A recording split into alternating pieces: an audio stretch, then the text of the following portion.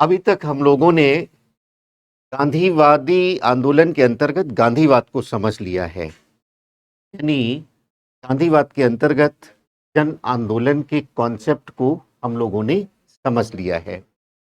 अब हम लोग बातचीत करेंगे, गांधीवादी आंदोलनों पर बातचीत करेंगे। तो कैसे काम करना है गांधीवादी आंदोलनों पर, इसको पहले हम समझ लेते हैं।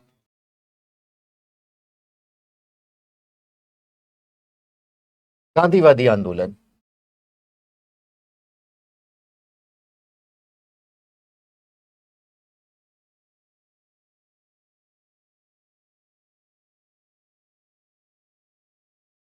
गांधीवादी आंदोलन बहुत ही महत्वपूर्ण है आपके एग्जाम के लिए, और इनको कैसे समझना है पहले हम इसको समझते हैं।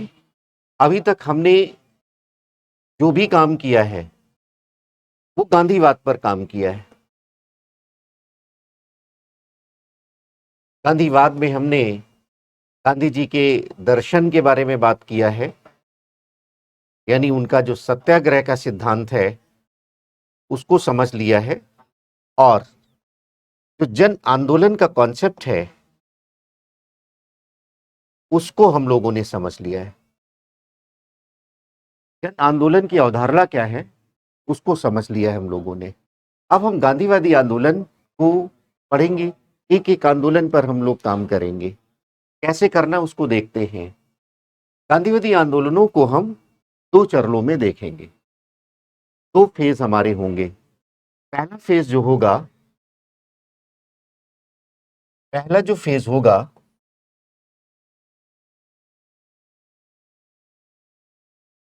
उसमें हम गांधी जी के आरंभिक आंदोलनों का अध्ययन करेंगे। तो आप उसको नोट कर लीजिए, गांधी जी के आरंभिक आंदोलन।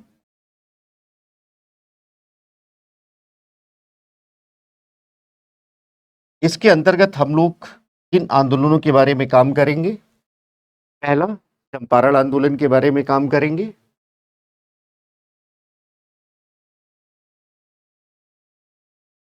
दूसरा,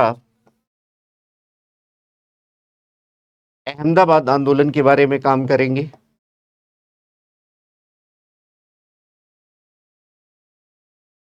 और तीसरा, खेड़ा आंदोलन के बारे में काम करेंगे। खेड़ा आंदोलन के बारे में काम करेंगे। तो ये तो पहले चरण के आंदोलन होंगे। पहले चरण का मतलब है कि इनका नेचर अलग है। बाद के जो आंदोलन हम देखेंगे उससे इनका नेचर अलग है, इनका जो कार्य क्षेत्र है वो अलग है। तो उसके बारे में हम लोग बातचीत करेंगे। पहले हम ये देख लेते हैं कि दूसरे चरण में हमें क्या अध्ययन करना है, सेकेंड फेज में हमको क्या अध्ययन करना है। इसमें हम लोग उन आंदोलनों का अध्ययन करेंगे जो गांधी जी के लोकप्रिय जन आंदोलन थे। यानी पहले के जो आंदोलन हमारे हैं, पहले चरण के हैं, जन आंदोलन के प्रतीक नहीं है। कैसे समझेंगे अभी हम देखेंगे। सेकेंड फेज के जो आंदोलन है, जो कि जन आंदोलन के प्रतीक है, आप लिख भी सकते हैं, जन आंदोलन है गांधी जी के। अगर आपसे ये पूछते हैं कि आरंभिक आंदोलन में चंपारण आंदोलन क्या जन आंदोलन था, तो नहीं, सीमाएं हैं। जन आंदोलन जो गांधीवादी आंदोलन में आप समझेंगे, पहला आंदोलन है असहयोग आंदोलन। असहयोग आंदोलन,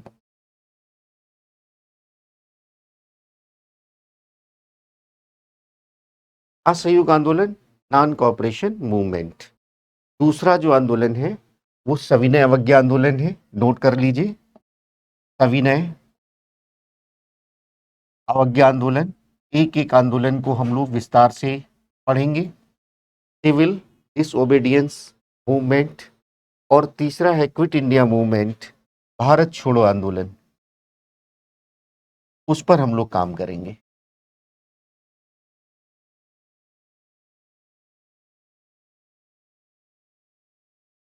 तो पहले चरण में हम लोग आरंभिक आंदोलनों की बात करेंगे, गांधीवादी आंदोलन की अवधारणा को समझने के बाद। बहुत ही महत्वपूर्ण टॉपिक है आपके एग्जाम के लिए, प्रारंभिक परीक्षा के लिए। मुख्य परीक्षा के लिए, और ये गांधी जी से संबंधित बातें हैं, तो ये आपको इंटरव्यू में भी पूरा काम आने वाली है, वहाँ तक ये पूरा साथ देंगी। और गांधी के बिना देश कैसे है, देश की चर्चा जब भी करेंगे तो गांधी की चर्चा होगी। तो ऑल ओवर लाइफ अगर हम गांधीवाद को ठीक ठीक ढंग से समझ लेंगे तो ये बहुत काम आने वाला है प्रारंभिक परीक्षा में, मुख्य परीक्षा में और इंटरव्यू में। तो यहाँ पर हम लोग देखते हैं चंपारण आंदोलन के बारे में अपनी बात शुरू करते हैं। तो आइए नोट करते हैं, हम अध्ययन करते हैं चंपारण मूवमेंट के बारे में।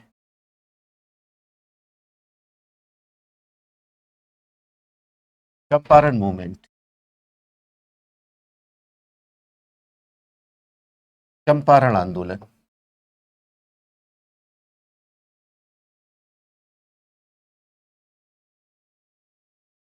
चंपारण आंदोलन के बारे में पहले कुछ बातें हम समझ लेते हैं, फिर हम ये बात करेंगे जैसे हर एक क्लास में करते हैं कि चंपारण आंदोलन के अंतर्गत किन किन पहलुओं पर हम आपसे चर्चा करेंगे, उसकी बात फिर हम करेंगे।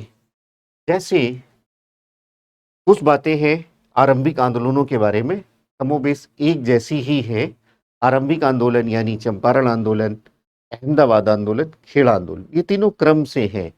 प्रारंभिक परीक्षा की दृष्टि से इनका क्रम याद रखना ज़रूरी हो जाता है। और वहाँ भी हमने जो लेटर फेज के मूवमेंट हैं गांधीयन, उनको भी हमने क्रम से ही लिखा है, ऑर्डर में लिखा है, वैसे ही आपको तैयार करना है। नए विद्यार्थियों के लिए ये बात महत्वपूर्ण है। अब यहाँ पर देखिए कि हमें क्या बात जाननी है।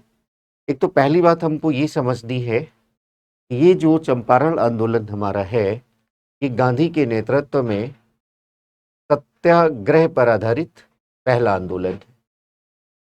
पहला आंदोलन जो सत्याग्रह के सिद्धांत पर आधारित है। गांधी का पूरा गांधीवाद, गांधी दर्शन आंदोलन से संबंधित उस सत्याग्रह के सिद्धांत पर आधारित है। इसको हम विस्तार से समझा चुके हैं। दूसरा पॉइंट ये हमको जानना है कि ये जो आरंभिक आंदोलन है, चंपारण आंदोलन है, ये कोई राजनीतिक आंदोलन नहीं है,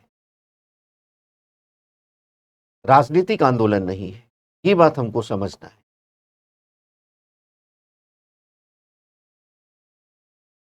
यानी ये जो आंदोलन है, ये किसी राजनीतिक मांगों के लिए नहीं किया गया है। इसका उद्देश्य कहीं से भी पॉलिटिकल नहीं है कि जैसे कोई शासन में सहभागिता की मांग हो, शासन में सुधार की मांग हो, संवैधानिक सुधारों की मांग हो, स्वराज की बात हो, इस प्रकार की बात नहीं है। ये जो आंदोलन है यह एक प्रकार से आर्थिक मुद्दों पर आधारित है। तो आप ये कह सकते हैं कि ये आर्थिक आंदोलन है, ये आर्थिक आंदोलन है, आप ऐसा कह सकते हैं। जैसे आप जानते हैं चंपारण आंदोलन किसानों से संबंधित था, और किसानों से संबंधित यानी किसानों की जो मुख्य समस्या है राजस्व में वृद्धि कर देना, उनकी जो समस्याएं हैं, तो उनका नेचर आर्थिक ही है। ये बात आपको समझना है। तीसरी बात आपको ये समझना है, ये कहीं से भी जन आंदोलन नहीं है। जन आंदोलन जो गांधीवादी आंदोलनों में आप समझेंगे, पहला जन आंदोलन असहयोग आंदोलन ही है। उसको हम पहले ही बता चुके हैं और आपको समझ लेना है। आपने जो पहले सब अध्ययन किया है स्वदेशी आंदोलन, तो स्वदेशी आंदोलन भारतीय राष्ट्रीय आंदोलन के लोकप्रिय चरण को दर्शाता है। वो जन आंदोलन की दिशा में पहला कदम था, जन आंदोलन नहीं। पहले की तुलना में जो सहभागिता है, सामाजिक सहभागिता है, वो ज़्यादा हुई है। लेकिन आप ऐसा कहें कि ये पूरे भारतीय संदर्भ में जन आंदोलन था, तो ऐसी बात नहीं है। जन आंदोलन पहला जो है भारतीय राष्ट्रीय आंदोलन में, वो है गांधीवादी आंदोलन, असहयोग आंदोलन। तो ये बात बिल्कुल दिमाग में बैठी रहनी चाहिए। अब यहाँ देखिए कि ये जो आंदोलन है वो जन आंदोलन नहीं है। ये बात भी आपको दिमाग में रखना है, जन आंदोलन नहीं। और अगली बात जो आपको रखना है, इसका स्वरूप कहीं से भी अखिल भारतीय स्वरूप नहीं है, या अपने स्वरूप की दृष्टि से क्षेत्रीय स्वरूप रखता है। एक राज्य बिहार, उसका जो उत्तर पश्चिमी भाग है, वहाँ एक चंपारण स्थान, वहां पर ये केंद्रित है। तो ये जो है आप कह सकते हैं इसका क्षेत्रीय स्वरूप है, क्षेत्र विशेष में हुआ है। इसका अर्थ ये है कि अखिल भारतीय स्वरूप नहीं है, अखिल भारतीय नहीं है। ये बात आपको ध्यान में रखना है। तो मोटे तौर से कुछ बातें पहले से ही दिमाग में रखिए कि ये गांधी जी के नेतृत्व में पहला आंदोलन है जो सत्याग्रह के सिद्धांत पर आधारित है। दूसरी बात आपको ये ध्यान में रखना है, ये कहीं से भी जन आंदोलन नहीं है, क्षेत्र विशेष में हुआ है और किसानों का आंदोलन है। तीसरी बात आपको ये रखना है, इसका स्वरूप राजनीतिक नहीं है, राजनीतिक आंदोलन नहीं है, ये आर्थिक मांगों से जुड़ा हुआ है, किसानों की मांगों से जुड़ा हुआ है, राजस्व में जो वसूली हुई है उसके विरोध करने से जुड़ा हुआ है, राजस्व में जो वृद्धि है उसके विरोध करने से जुड़ा हुआ है। एक पद्धति है नील की खेती से संबंधित, उसके विरोध करने से जुड़ा हुआ है। और अगला पॉइंट जो आप याद रखेंगे, ये जन आंदोलन नहीं है, इसका क्षेत्रीय स्वरूप है, यानी अखिल भारतीय सहभागिता इसमें नहीं है। इन बातों को आपको समझ के रखना है चंपारण आंदोलन के बारे में। और कमोबेश आरंभिक आंदोलन जो भी हुए हैं, हम चर्चा करेंगे, अहमदाबाद आंदोलन की चर्चा करेंगे, हम चर्चा करेंगे खेड़ा आंदोलन की चर्चा करेंगे। ये सब आंदोलन बड़ी महत्वपूर्ण है आपके एग्जाम की दृष्टि से, उनको देखिए। और पूरे हम गांधीवाद को एक साथ जो समझने की कोशिश कर रहे हैं, बिना इन आंदोलनों को समझे आगे के आंदोलनों को समझना कठिन होगा। गांधी का जो व्यक्तित्व आता है, विराट व्यक्तित्व आता है, अद्भुत करिश्माई व्यक्तित्व आता है, उसकी शुरुआत कहीं ना कहीं इन्हीं आंदोलनों से होती है। तो ये कड़ी के रूप में समझने की आवश्यकता है सिविल सर्विसेज के लिए, यूपीएससी के लिए और अन्य सिविल सेवाओं के लिए।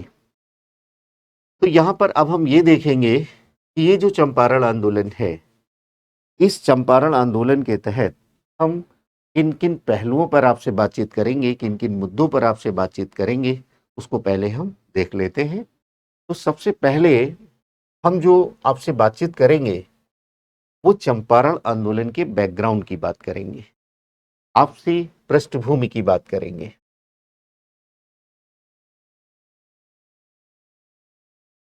और ये जो पृष्ठभूमि है यही आंदोलन का कारण हो जाता है। हिस्टोरिकल बैकग्राउंड, कोई भी आंदोलन होगा तो उसके पीछे का कोई ना कोई बैकग्राउंड तो होगा, ऐतिहासिक पृष्ठभूमि तो होगी। लोगों को निराशा होगी, हताशा होगी, अन्याय पर आधारित कोई व्यवस्था होगी, अनीति पर आधारित कोई व्यवस्था होगी, अत्याचार हो रहा होगा, शोषण हो रहा होगा, कहीं ना कहीं ऐसी बात तो होगी। और जिनको लेकर के लोगों के मन में असंतोष होगा, यहाँ वर्गीय असंतोष था, वर्गीय मुद्दा था, किसानों के वर्ग से संबंधित मुद्दा था। अगर ये पूरे पब्लिक के लिए होता तो पूरी पब्लिक, पूरी जनता भागीदारी करती, जैसे आगे के जन आंदोलन में देखेंगे।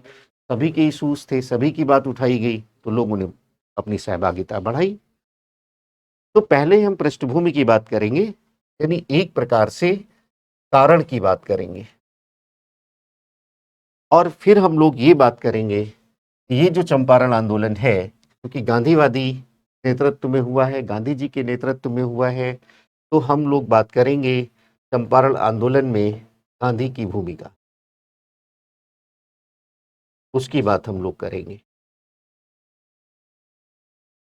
गांधी जी कैसे यहाँ आंदोलन में आ रहे हैं उसकी चर्चा हम करेंगे, विषय को समझने के लिए किसके आमंत्रण पर आ रहे हैं, क्या कर रहे हैं, क्या कॉन्सिक्वेंसेस हो रहे हैं गांधी जी के पहुंचने के बाद, वो सब हम यहाँ देखेंगे। उसके बाद हम ये देखेंगे कि इसके परिणाम क्या है, इसके परिणाम क्या है, क्या हुआ गांधी जी के आने से, जो समस्याएं हैं किसानों की, क्या वो समाप्त हुई, क्या जो मांगे हैं वो मानी गई या किस हद तक मानी गई, उसको हम लोग यहाँ देखेंगे। और लास्ट में हम लोग ये चर्चा करेंगे कि चंपारण आंदोलन का भारतीय राष्ट्रीय आंदोलन में, भारतीय राष्ट्रीय आंदोलन में महत्व क्या है, इसकी बात हम लोग करेंगे। भारतीय राष्ट्रीय आंदोलन में महत्व क्या है, इसकी चर्चा हम लोग करेंगे। तो आइए हम लोग शुरू करते हैं टॉपिक को।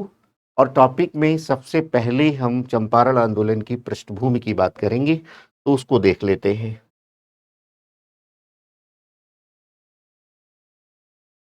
चंपारण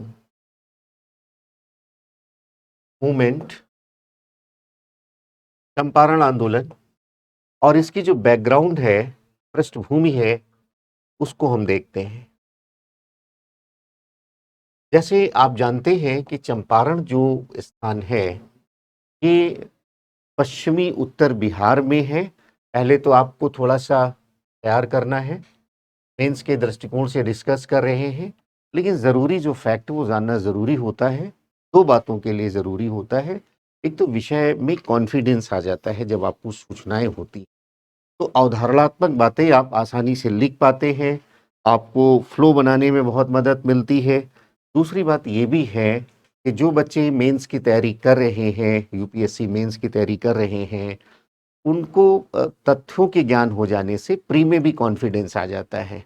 अवधारणात्मक समझ भी हो गई, तथ्यात्मक समझ भी हो गई। इसलिए ज़रूरी तथ्यों का हम उल्लेख करते रहेंगे, उनको आप नोट करते रहेंगे। अधिकांश विद्यार्थी स्टेट सर्विसेज भी देते हैं, बिहार है, एमपी है, यूपी है, वहाँ भी प्रारंभिक परीक्षाओं में ये ऐसे प्रश्न आ जाते हैं। इसलिए थोड़ा सा क्लास का वृहत्तर दृष्टिकोण रहेगा, थोड़ा बड़ा दृष्टिकोण रहेगा। यूपीएससी मेंस के साथ साथ जो आपकी जरूरी और सूचनाएं हैं प्रारंभिक परीक्षा के लिए आवश्यक, उनकी चर्चा भी हम करेंगे। तो पृष्ठभूमि में जैसे चंपारण है, ये मूवमेंट कब हुआ? 1917 में हुआ। अब पृष्ठभूमि में क्या है कि चंपारण में नील की खेती का प्रचलन है, नील की खेती का प्रचलन, इंडिगो। और ये जो नील की खेती है पहले से वहां हो रही है। आप देखिए कि ईस्ट इंडिया कंपनी की स्थापना के बाद जो विकास चलता है व्यापार वाणिज्य का, तो समय के साथ परिवर्तन आ रहा है, वस्तुओं का जो व्यापार हो रहा है उसमें परिवर्तन आ रहा है। जब वहाँ इंडस्ट्रियल रिवॉल्यूशन होता है इंग्लैंड में 18वीं शताब्दी के उत्तरार्ध में, तो कपड़ा उद्योग में रंगों की आवश्यकता थी, और जो नील की खेती है वो इसके लिए बहुत महत्वपूर्ण थी। तो पहले से हो रहा है, लेकिन कुछ अंतर्राष्ट्रीय परिस्थितियां थी कि बहुत डिमांड में नहीं हुआ। भारत से नील के व्यापार में थोड़ी सी कमी थी, लेकिन 1860 के बाद की स्थिति ये हो रही है, 1860 की स्थिति ये हो रही है कि जो पहले से आयात हो भी रहा था उसमें कमी आ जाती है। थोड़ा सा इसको समझिए। अब जैसे आपने देखा अमेरिकन रिवॉल्यूशन के बारे में आपने पढ़ा होगा, 18वीं शताब्दी का उत्तरार्ध है, उधर इंडस्ट्रियल रिवॉल्यूशन हो रहा है। तो जो नील वगैरह है या रंगों की जो आवश्यकता है जो अन्य जगह से मिल रहा है, अमेरिकी उपनिवेशों से मिल रहा है, वो थोड़ा बाधित हो जाता है। और बाधित हो जाता है तो हुआ क्या कि उसका उसका जो है भारत से निर्यात होना शुरू हो जाता है बड़ी पैमाने पर। बड़ी पैमाने पर 1850 के बाद नील की खेती भारत में होती है, नील की खेती भारत में हो रही है। और 1860 में बहुत सारे निलहे यहाँ आ जाते हैं 1860 तक, जो कि अंग्रेज होते हैं। और ये अंग्रेज, बहुत सारे अंग्रेज ऐसे भी थे कि जो अंग्रेज अधिकारी के रूप में थे, लेकिन व्यापार में अत्यधिक लाभ हो रहा था तो उन्होंने अपनी नौकरी को छोड़ दिया था। तो ये जो निलहे हैं ये एक पद्धति लेकर आते हैं। ये कहते हैं चंपारण के किसानों से कि आप नील की खेती करिए, और जो भी आपके पास भूभाग है उसमें 5 कट्ठे, 5 कट्ठे भूमि पर खेती करिए। कट्ठा जो होता है, कट्ठा जो होता है वो बिहार क्षेत्र में भूमि मापने का एक पैमाना होता है। और एक जो बीघा है भूमि माप का पैमाना, उसमें 20 कट्ठे होते हैं। तो 1860 में ये 5 कट्ठों पर अनुबंध करने लगे और उसके एवज में पैसे देने लगे कि आपको ये पैसा एडवांस ले लीजिए, आप 5 कट्ठे भूमि पर खेती करेंगे आप। और पहली बात, दूसरी बात, उन्होंने कहा कि चूंकि एडवांस दे दिया है, तो उन्होंने कहा कि ये जो फसल है आप उपजाएंगे, अनुबंध कर लिया है, ये आप हमें ही बेचेंगे और इस दर पर बेचेंगे। तो निश्चित दर पर बेचने की बात हुई, निश्चित दर पर बेचने की बात हुई। ध्यान से समझना।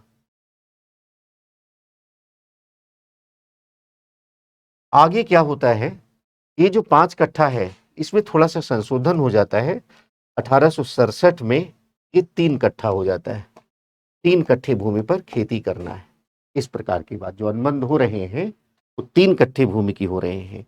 यानी अगर आपके पास 20 कट्ठे हैं तो 3/20 भाग में, 3/20 भाग में आपको खेती करना है। यानी लगभग 15% भूमि पर आपको खेती करना है। अब ये निश्चित हो जाता है तो एक अनुबंध हो जाता है, जिसमें 3 कट्ठे, पहले 5 कट्ठे थे, बदल करके उसको 3 कट्ठे में बाद में किया गया, जो बाद में 3 कट्ठे वाली बात जारी रही। और दूसरी बात ये थी अनुबंध में कि आप निश्चित कीमत पर ही निश्चित निलहे को यानी बागान मालिक को बेचेंगे।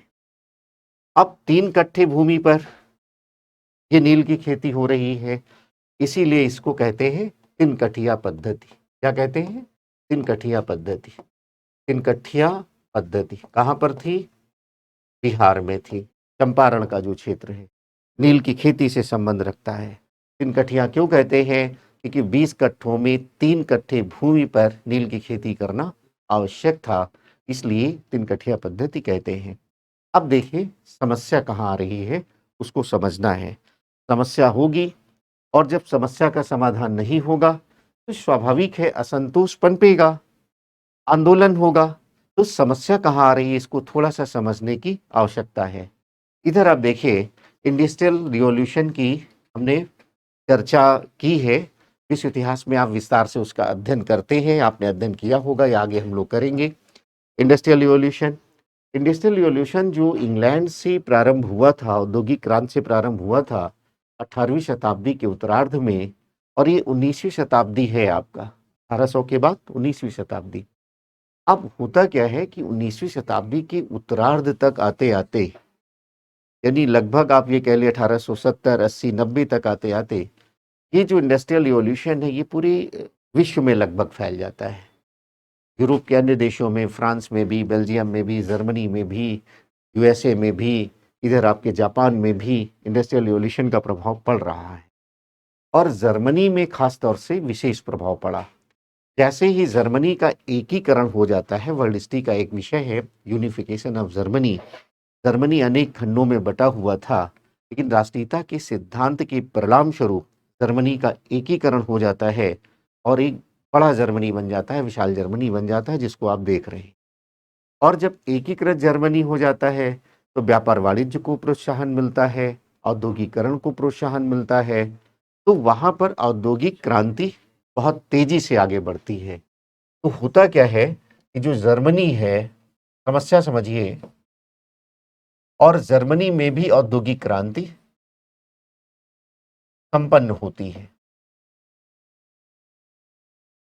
अब जर्मनी में जो औद्योगिक क्रांति हुई है वहां पर एक नई खोज होती है, और वो खोज है केमिकल कलर्स की, रासायनिक रंगों की खोज। अब जब रासायनिक रंग उपलब्ध हो जाते हैं, स्वाभाविक है बड़े पैमाने पर इनका उत्पादन हो सकता है, मशीनों के द्वारा चूंकि उत्पादन हो रहा है, शीघ्र हो सकता है, सस्ता भी है। तो धीरे धीरे जो कलर के लिए इंडिगो यूज हो रहा है, नील यूज हो रहा है, जिसका प्रोसेस बहुत लंबा है कि नील के पौधे से नील का रंग बनाना एक लंबा प्रोसेस है, खर्चीला है, और वो क्वालिटी भी नहीं आ पा रही जो रासायनिक रंगों की। जैसे आज हम सब लोग जानते हैं नील और रासायनिक रंगों में क्या अंतर होता है, वो क्वालिटी भी नहीं आ पा रही है।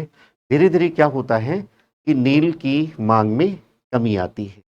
अब जब नील की मांग में कमी आई तो स्वाभाविक है उसका मूल्य भी कम होगा अंतर्राष्ट्रीय बाजार में। अब यहाँ समस्या पैदा होना शुरू हो जाएगा। किसानों को कीमतें कम मिल रही हैं और जिसका उनको उनको जिससे उनको समस्या हो रही है। तो यहाँ पर देखिए आगे क्या है कि जैसे ही जर्मनी में रासायनिक रंगों की खोज हो जाती है तो ये नील की खेती से जुड़े हुए किसान परेशान होने लगते हैं। आप देखिए 1917 का समय है, ये पहले विश्व युद्ध का समय है। बहुत सारी समस्याएँ तो पहले से चल रही हैं। सामाजिक आर्थिक समस्याएँ हो रही हैं, महँगाई है, बेरोज़गारी है और ऊपर से जो वो खेती कर रहे हैं, उसको लेकर भी दबाव है। उचित मूल्य नहीं मिल रहा है। अब वो नील की खेती करना भी नहीं चाहते हैं, लेकिन अनुबंध है, उनको करना है।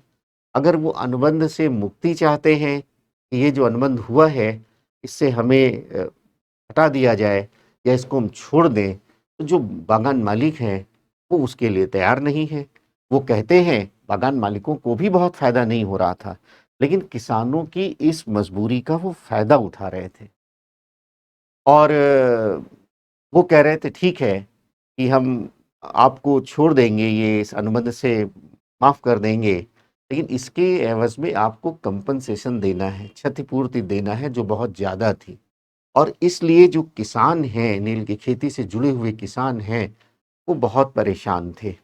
तो ये जो समस्या आई है, किसानों की जो समस्या आई है,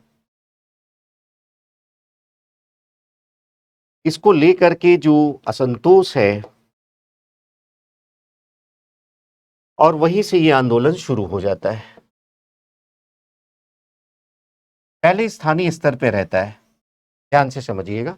स्थानीय स्तर पर बहुत सारे लोगों ने किसानों की समस्या को समझा और वो पहले से वहाँ सक्रिय थे, राजेंद्र प्रसाद वगैरह और बहुत सारे नेतागण जो थे उस क्षेत्र में सक्रिय हैं, अनुग्रह नारायण सिंह वगैरह, वो पहले से, ब्रजकिशोर प्रसाद पहले से ही सक्रिय हैं उसमें। और राजकुमार शुक्ला वगैरह, लेकिन कोई लाभ इनको नहीं मिल रहा है, कोई फ़ायदा नहीं हो रहा है। सरकार इनकी बात सुन नहीं रही है, जो बागान मालिक हैं वो इनकी बात सुन नहीं रहे हैं और अगर वो कोर्ट कचहरी भी जाते हैं, तो नियम भी उन्हीं के फ़ेवर में, अधिकारी भी उन्हीं के फ़ेवर में और जो न्याय प्रणाली डेवलप हुई है जैसे आज के संदर्भ से ही हम उस बात को समझ सकते हैं, वही औपनिवेशिक प्रणाली ही आगे आई है। यद्यपि तमाम सुधार हो चुके हैं वर्तमान में, लेकिन वो बहुत खर्चीली है, दीर्घकालिक है, तो समस्या का समाधान नहीं हो रहा है। और ऐसे समय में वहाँ से जुड़े हुए एक व्यक्ति जिनका नाम है राजकुमार शुक्ला, वो गांधी जी से मिलते हैं। तो ये तो है पूरी की पूरी बैकग्राउंड। बैकग्राउंड में हम जो आपका चंपारण आंदोलन है, उसका कारण क्या है? उसका कारण है नील की खेती से जुड़े हुए किसानों की समस्या। उसका कारण है कि नील की खेती में जो नील की माँग है उसका कम हो जाना, उसके मूल्य में कमी आ जाना। यह भी समस्या है कि लंबे समय से जो नील की खेती हो रही है, उससे भूमि अनुपजाऊ होती जा रही है, यह भी एक समस्या है। इस समस्या का जो मूल कारण है, उस पद्धति में है, उस तिनकठिया पद्धति में है, जो अनुबंध के तहत किया गया था किसानों से। ये इसकी समस्या है। इसके अलावा बहुत सारी पहले विश्व युद्ध के परिणाम स्वरूप पूरा समाज भी परेशान है, सामाजिक आर्थिक समस्याएँ हैं, बेरोज़गारी की समस्या, महँगाई की समस्या, ये लगभग पूरे ब्रिटिश भारत में विद्यमान थी।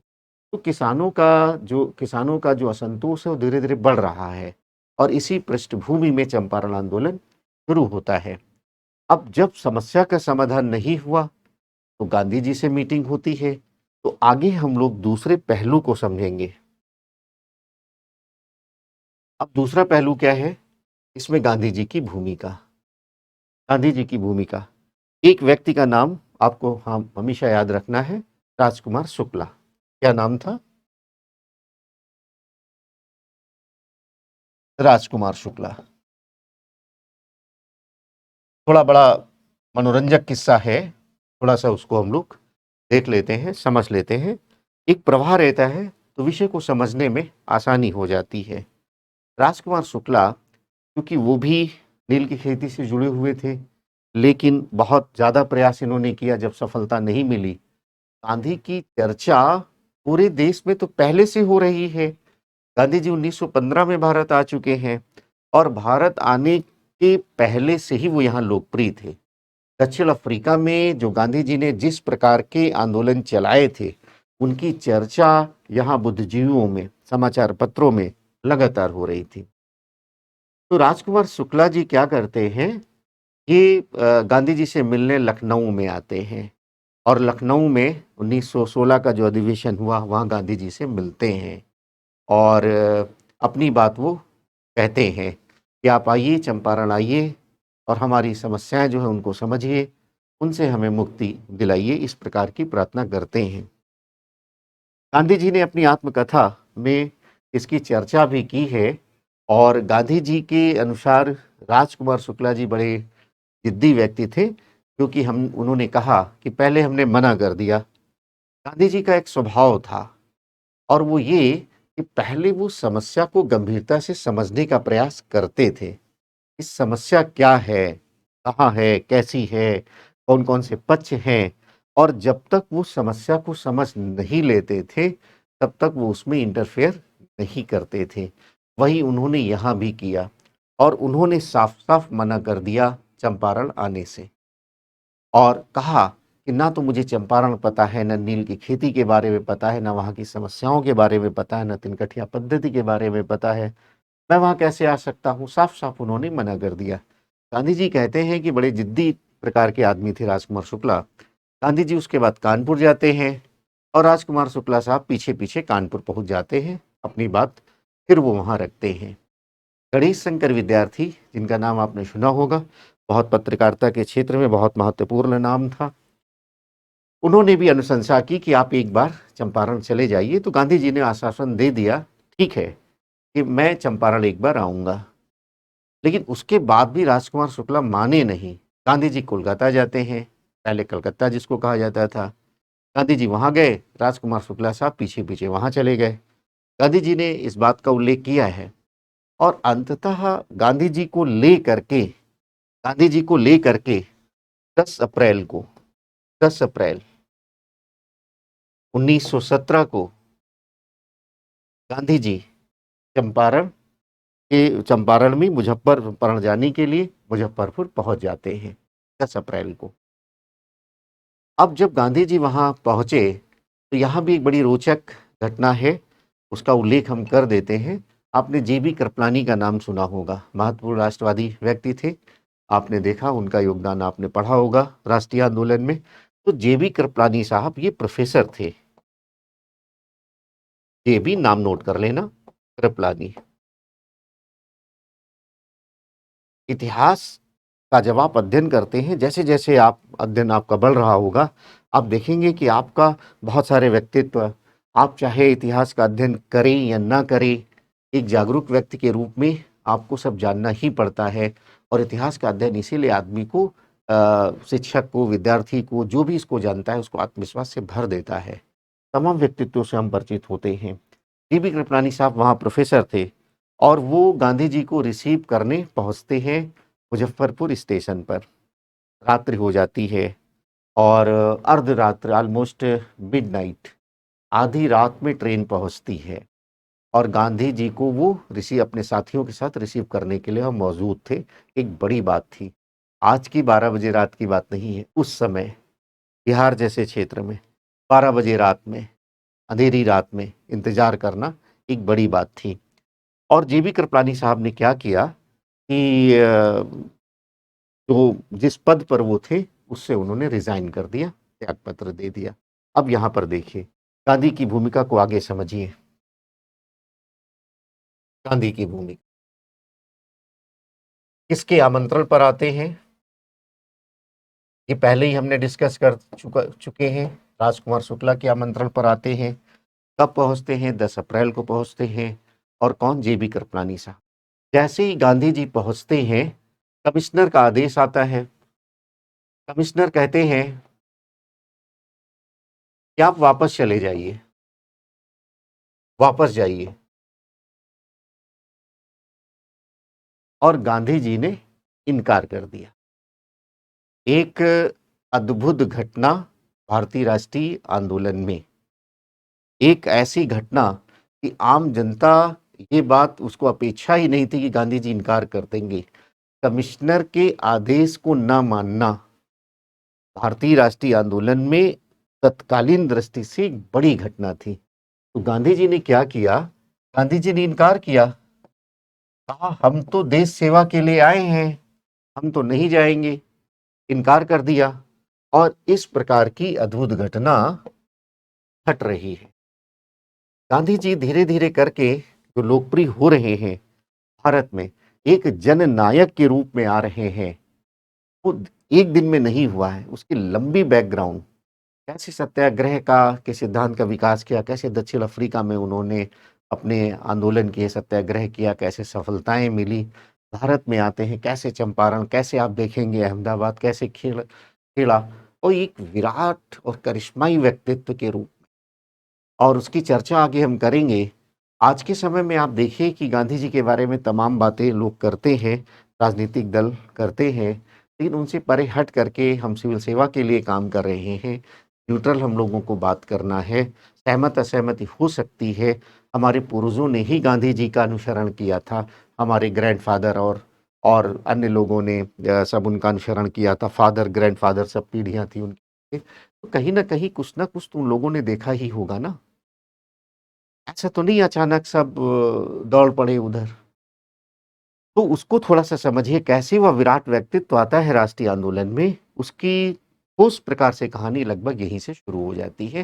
पहले का आप पृष्ठभूमि मान लीजिए गांधी जी के व्यक्तित्व का जो आगमन हो रहा है, विराट व्यक्तित्व का, वो पहले का दक्षिण अफ्रीका बैकग्राउंड में समझ लीजिए, भारत में पहली बार ऐसा आते हैं, इनकार कर देते हैं। तो होता क्या है, गांधी जी को गिरफ्तार कर लिया जाता है। गिरफ्तार करके उस समय जो कोर्ट था मोतिहारी में था, मोतिहारी ले जाया जाता है, मोतिहारी। और यहाँ पर भी एक ऐसा दृश्य देखने में आता है राष्ट्रीय आंदोलन में जो पहले कभी नहीं देखा गया था। जो मोतिहारी का कचहरी थी, उसको चारों ओर से जनता ने, बड़ी संख्या में जनता ने सब घेर रखा था गांधी जी की गिरफ्तारी की सूचना मिलते ही। और फिर हुआ क्या, विवश होकर के वहां के प्रशासन ने उनको छोड़ दिया, थोड़ा सा फाइन लगाया और उनको छोड़ दिया। यह भी एक बड़ी घटना थी राष्ट्रीय आंदोलन में। देखते जाइए आप कैसे कैसे ब्रिटिश सरकार पहली बार पीछे कदम हटा रही है, और कैसे इन घटनाओं से धीरे धीरे क्या हुआ, गांधी का नेतृत्व स्थापित हो रहा है, और भारतीय जनता का जो कॉन्फिडेंस है गांधी जी के प्रति, वह लगातार बढ़ रहा है। इसी को हम लोग यहाँ समझने का प्रयास करेंगे। आगे आप देखिए, मोतिहारी में है, यहाँ पर फाइन गांधी को किया गया और छोड़ दिया गया, मुक्त किया गया।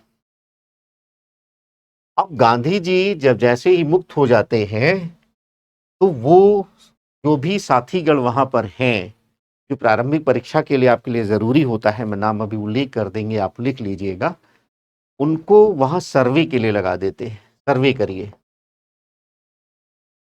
और साथ साथ सत्याग्रह के लिए लोगों को तैयार करने की बात उन्होंने कर दी कि सर्वे करिए क्या समस्याएं हैं, और दूसरी बात ये कि सत्याग्रह के लिए लोगों को संबोधित करना शुरू किया। साथियों से कहा कि आप लोगों को सत्याग्रह के लिए तैयार करिए। अब यहाँ पर ये जो काम हो रहा है कि गांधी जी के जो कुछ साथीगण हैं, उनके नाम थोड़ा सा आपको जानना चाहिए, जो इस काम में योगदान कर रहे हैं। जैसे एक नाम आपको, राजेंद्र प्रसाद, डॉक्टर राजेंद्र प्रसाद, जो पहले हमारे राष्ट्रपति बने। जैसे अनुग्रह नारायण सिंह, ये बाद में बिहार के डिप्टी सीएम बने।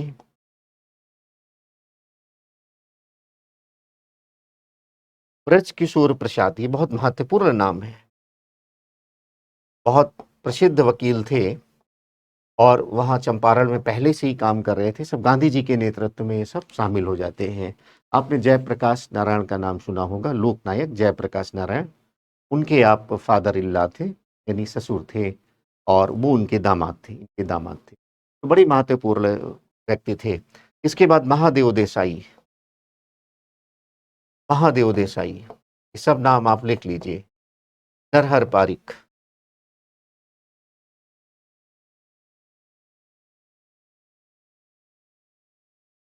मजहरुल हक,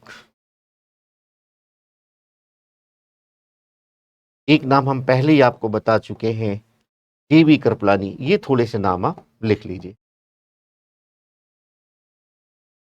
मेंस में अब डायरेक्ट तो क्वेश्चन नहीं आते हैं, लेकिन फिर भी आपको तैयार रहना चाहिए। चंपारण पर कहीं भी लिखने को आया तो गांधी जी ने अपने साथियों के साथ एक दो नाम आप लिख दीजिए आंसर को अच्छा बनाने के लिए, लेकिन आपका ज्ञान थोड़ा समग्र हो तो आपके लिए बेहतर रहेगा। प्रारंभिक, मेंस और इंटरव्यू के लिए, और यूपीएससी के साथ साथ जो स्टेट सर्विसेज भी आप देते रहते हैं उनके लिए भी बड़ा उपयोगी होगा। तो गांधी जी ने क्या किया, सत्याग्रह के लिए सबको तैयार करना शुरू किया। यानी सर्वे हो रहा है, एक शपथ पत्र बना लिया गया है सत्याग्रह के सिद्धांतों के संदर्भ में, उसमें सभी किसानों के सिग्नेचर ले जा रहे हैं। गांधी जी ने स्वयं भी बहुत सारा कार्य किया इस क्षेत्र में, लोगों को संबोधित किया, वहाँ शिक्षा के महत्व पर प्रकाश डाला, बहुत सारे स्कूलों की स्थापना की, सफाई के महत्व पर प्रकाश डाला। तो इस तरह से गांधी जी ने सत्याग्रह, सत्य अहिंसा के सिद्धांत को बताने के साथ साथ बहुत सारे समाज सेवा के कार्य, जैसे शिक्षा का कार्य, सफाई का कार्य, ये सब भी अपने आंदोलन से जोड़ा जागरूकता लाने के लिए, और बड़े पैमाने पर लोग जुड़ते चले जा रहे हैं। तो इस प्रकार की स्थिति पैदा हुई वहां पर। अब गांधी जी ने ये मांग किया कि जो तिनकठिया पद्धति है इसको आप वापस करिए, और जो बागान मालिक हैं, निलहे हैं, उन्होंने जो अवैध वसूली कर रखी है अनुबंध समाप्त करने के नाम पर, उसको वापस करने की बात की। अब इतना ज़्यादा दबाव पड़ता है सरकार पर कि क्या प्रभाव पड़ता है, क्या परिणाम होता है, उसको भी थोड़ा सा समझिए। तो यहाँ पर हमने देखा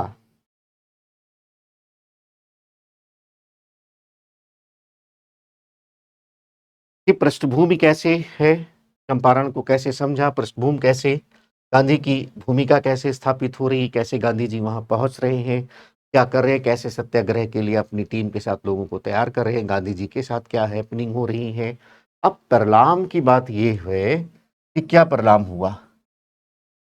तो परिणाम ये आया कि ये बात सरकार ने मानी कि जो अवैध वसूली हुई है, क्योंकि ज्यादातर बागान मालिक अंग्रेज थे, इतना ज़्यादा लाभ होता था कि कोई नौकरी ही नहीं करना चाहता था। जब लोगों को लाभ के बारे में पता चलता था, और ये ईस्ट इंडिया कंपनी के आरंभ से ही आपने देखा है, ईस्ट इंडिया कंपनी के भी अधिकारी व्यापार करते थे, क्योंकि तनख्वाहें उतनी ज़्यादा नहीं थी, तो उसकी क्षतिपूर्ति के लिए कंपनी ने कह रखा था कि ठीक है आप व्यापार कर सकते हैं। और दस्तक का दुरुपयोग प्लासी के युद्ध में सब आपने देखा है कि कैसे उनका दुरुपयोग हो रहा है और एक समस्या बन रही है। तो बाद में बहुत सारे अधिकारी जब व्यापार के लाभ को देखते हैं तो अपने अपने पद छोड़ देते हैं सरकारी कर्मचारी, और भारत में वो व्यापार में लग जाते हैं। बाद में जब वित्तीय उपनिवेश 1860 के बाद आता है तो बागान वगैरह में सब पूंजी निवेश करने लगते हैं, वे लोग व्यापारी लोग, अधिकारी लोग सब बागान मालिक बन जाते हैं। तो परिणाम क्या होता है कि 25% जो उन्होंने अवैध वसूली किया है, वसूली का 25% वो वापस करने को तैयार हो जाते हैं। और गांधी जी ने क्या किया कि अपना सत्याग्रह स्थगित कर दिया। एक बहुत बड़ी घटना, यह एक बड़ी घटना इसलिए कि पहली बार ब्रिटिश सरकार किसी आंदोलन के आगे झुकी। तो ब्रिटिश सरकार का झुकना अपने आप में इसका बड़ा प्रतीकात्मक महत्व है, और आगे चल करके ये जो संघर्ष हुआ है वो राष्ट्रीय आंदोलन के लिए एक प्रतीक बन जाता है, प्रेरणा बन जाता है कि आप संगठित रूप से अगर आप काम करेंगे तो निश्चित तौर पे ब्रिटिश प्रशासन झुकेगा, आपकी बातें मानेगा। इस प्रकार का संदेश चला जाता है। इसके बाद भी वहाँ पर चूंकि बिहार और उड़ीसा का जो प्रांत है उसके लिए एक ही गवर्नमेंट की व्यवस्था थी, बाद में एक बिल आता है 1918 में, चंपारण एग्रेरियन बिल। एक बिल आता है, लिख लीजिए, 1918 में चंपारण कृषि अधिनियम, चंपारण कृषि अधिनियम। और उसके माध्यम से ये जो तिनकठिया पद्धति है जिसकी चर्चा मैंने पृष्ठभूमि में की है वो समाप्त हो जाती है। तो इस तरह से परिणाम है कि तात्कालिक राहत भी है, और दूरगामी दृष्टि से आप देखें कि 18 में आकर के 1918 में एक बिल, चंपारण एग्रेरियन बिल पारित होता है, और इस तिनकठिया पद्धति को ही समाप्त घोषित कर दिया जाता है। अब आगे हम लोग चर्चा करेंगे। ये जो चंपारण आंदोलन एक सामान्य सा आंदोलन है, लेकिन हम लोग विस्तार से मेंस के लिए थोड़ा अध्ययन कर रहे हैं। अगर चंपारण पर आपको लिखना हो तो पूरी फ्रेमिंग भी साथ साथ बोर्ड में आ जाती है, लेकिन जब तक मेंस में नंबर तभी आएंगे चंपारण के संदर्भ में जब आप उसको भारतीय राष्ट्रीय आंदोलन में महत्व से जोड़ेंगे। तो भारतीय राष्ट्रीय आंदोलन में महत्व क्या है, इसको हम लोग अब देखेंगे।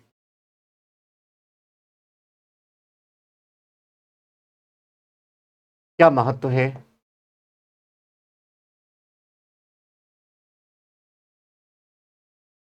अब महत्व में पहली बात तो यही है कि ये गांधीवादी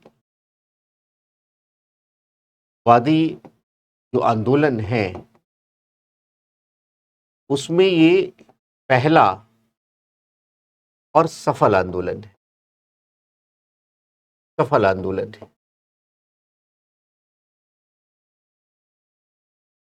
दूसरा पॉइंट इसी से जोड़ते हुए आप लिख सकते हैं कि 25% जो वसूली हुई उसका वापस किया जाना ये आंदोलन के समक्ष ब्रिटिश सत्ता के झुकने का प्रतीक है। ये एक बड़ी बात है। तो यहां पर आप लिखिए ब्रिटिश सत्ता पहली बार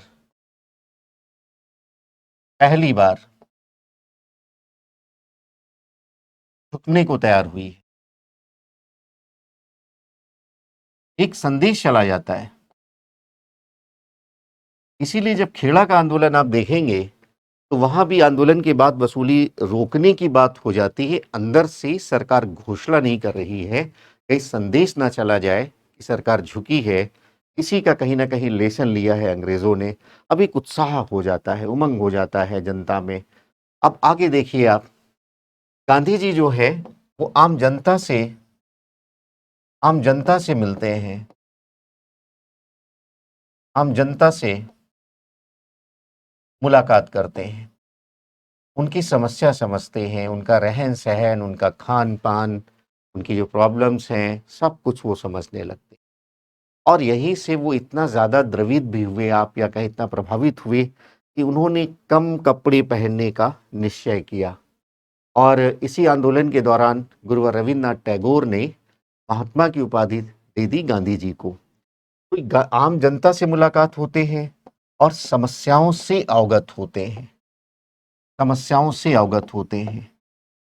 जब तक आप जनता से नहीं मिलेंगे, उनकी समस्याओं को नहीं सुनेंगे, उनकी जीवन पद्धति को नहीं देखेंगे, उनकी जो आजीविका के साधन है उससे जुड़ी हुई समस्याओं को नहीं समझेंगे, तो आप उनके उनके संदर्भ में आंदोलन कैसे कर सकते हैं, उनके व्यवहार को कैसे समझ सकते हैं।